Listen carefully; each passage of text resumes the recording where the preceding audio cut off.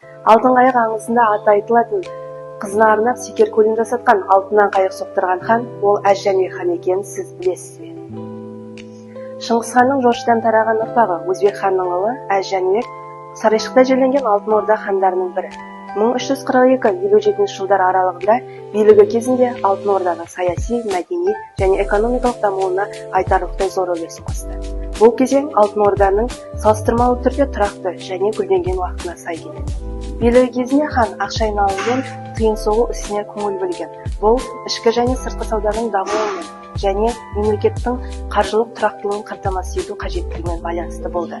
Оның билеген жылдары халықаралық сауда, әсіресе Ұлы Жібек жолындағы байланыстар қарқынды ілгері дамыды. Жәнібек ханды әкесі Өзбек ханның жолын ұстанып, ислам дінінің таралуына кеңінен жол ашты. Ол Алтын Орданың қалаларында мешіттер мен медреселер сала бастады.